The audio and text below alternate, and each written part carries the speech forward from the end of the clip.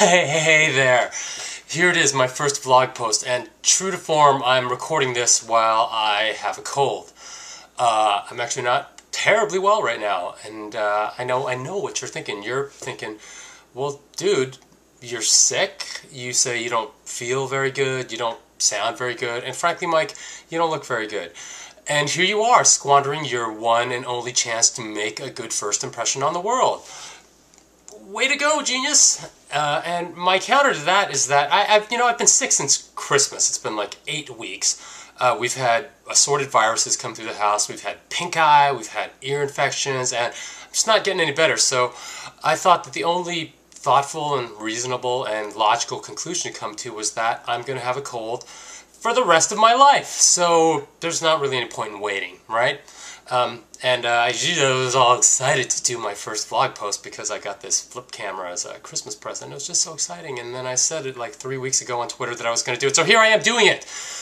And I have more reasons than that, actually, for doing this. So, there's various things that I'm going to talk about on this vlog thing as time goes by, but the first thing I wanted to talk about was something that is kind of a milestone for me, I guess you could say. I'm pretty early in this whole torturous journey towards publication. I don't have an agent yet, and I don't have a book deal yet. I actually prefer to think of those as things that I have to look forward to, things that I can still anticipate. So the really big goals still lie ahead of me, but I'm far enough along that I've had a whole series of little milestones to enjoy along the way. And I don't remember exactly who it was. There's a variety of people who've given a very useful piece of advice that, you should take in the whole process, the whole writing journey to publication process. You should enjoy every victory. You should savor every milestone that you reach, no matter how large or small. And I thought that was really, really good advice. And I tend to lump those milestones into two varieties. Variety number one are milestones that are related to stuff that I do. So things that I'm able to just purely accomplish on my own, like starting to write the book, finishing a first draft, getting my first professional critique, querying, sending out my first query. So, stuff that I managed to do on my own, regardless of what everybody else is doing in the world around me. And then milestone variety number two, is stuff that people do in response to stuff that I do. So that might be things like my first request for a full manuscript. That was exciting. My first revision request from an agent. The first phone call I ever got from someone in the industry just to chew things over. A really cool thing that happened a number of weeks ago was Elizabeth Bird mentioned the review of When You Reach Me that I did with my friend Tara Lazar on my blog. That was very exciting.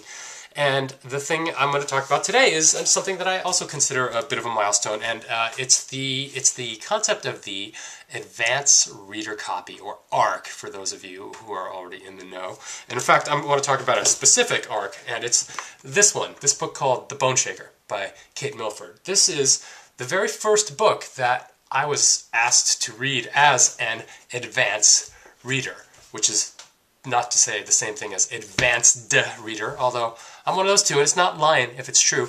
But The Boneshaker, I have a nodding acquaintance with Kate Milford. We are members of some of the same online communities. We yammer at each other on Twitter and Facebook. In fact, I know her well enough that she fooled me into thinking that one of her imaginary Twitter friends was a real person friend, and that one of her real people friends was an imaginary Twitter friend. That's pretty good. So, the internet opens a relatively small window on the soul, but I know Kate well enough to think well of her, and I knew something about her book before, this ARC offer came along, and I was looking forward to reading it anyway. But one day, out of the blue, she sends me a message on Facebook, and she says, "Hey, do you want to read an ARC of my book? Do you want to be an advanced reader?" And not being a moron, I said yes, because A, I wanted to read the book, and B, it felt like, being on the inside, I'll be an insider. I'll get to read the book before other people do. It'll be all exclusive and professional-like. And this was cool because, 5 years ago, I didn't really even know what an advanced reader copy was. I'd seen them, of course.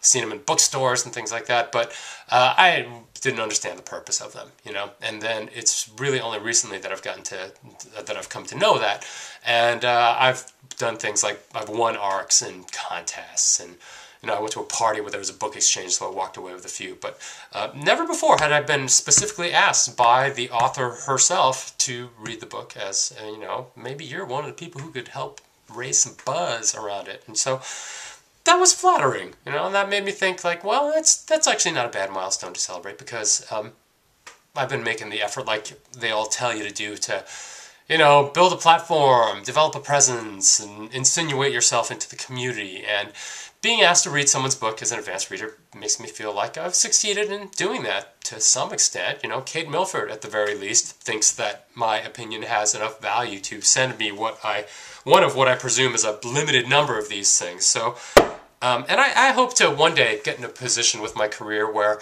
getting an ARC is not like an unusual thing, you know, or a remarkable thing. I'll be like the big shot published children's author walking down the street, and people will be throwing their advanced reader copies at my head wanting me to read them, and it'll be more routine, you know, and it'll get to a point where maybe it's no less good or enjoyable or cool than it is now, but it might be less remarkable. And right now it still feels remarkable, you know, feels like a milestone. So The Boneshaker by Kate Milford. It's coming out in May of this year. You should go buy it, but I've already read it. So there it is, my first vlog post. That is all.